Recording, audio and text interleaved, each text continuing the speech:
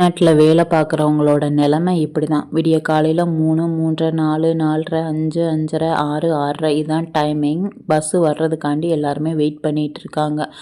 அந்தந்த company bus வந்து அந்தந்த ஆட்களை வந்து கூட்டிகிட்டு போகும். காலையில் சாப்பாடு அப்படிங்கிறது வந்துட்டு கிடையாது. டைம் இருந்துச்சுன்னா டீ, காஃபி ஏதாவது ஸ்நாக்ஸ் வாங்கி சாப்பிட்டுட்டு கிளம்பிடுவாங்க. மதிய சாப்பாடு மேக்ஸிமம் பழைய சாப்பாடு, அப்படி இல்லைன்னா கடையில் வாங்கிக்கிட்டு கிளம்பிடுவாங்க. ஒரு நாள் கூட லீவு வந்து போட மாட்டாங்க. அப்படி லீவு போட்டால் சம்பளத்தை வந்து கட் பண்ணிடுவாங்க.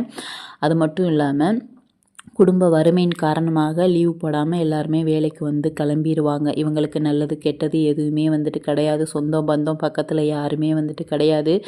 தூங்கியும் தூங்காமல் சாப்பிட்டும் சாப்பிடாம தான் வேலைக்கு வந்துட்டு ஓடுறாங்க. வெளிநாட்டு வாழ்க்கை அப்படிங்கிறது வந்துட்டு ஒரு நரகமான வாழ்க்கைன்னு சொல்லலாம்.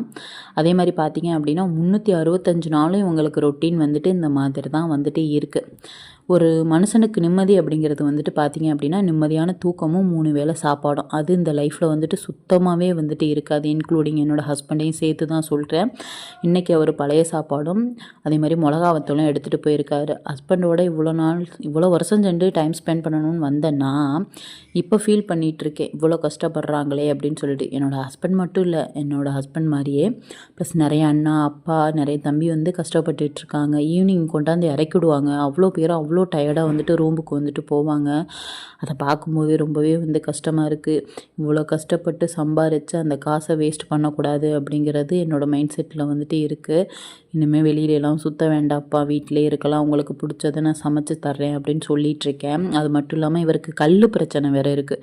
அதுக்கு வேறு நான் ஆயுர்வேதிக்கில் இந்த வாழைத்தண்டு ஜூஸு, முள்ளங்கி ஜூஸு இந்த மாதிரி வந்து போட்டு கொடுத்துட்ருக்கேன். இதோடு தான் வந்துட்டு அவர் வேலைக்கு வந்து போயிட்டுருக்காரு.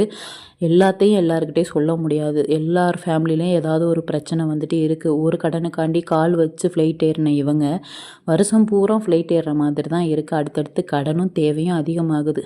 வெளிநாட்டு வாழ்க்கை இப்படி தான்.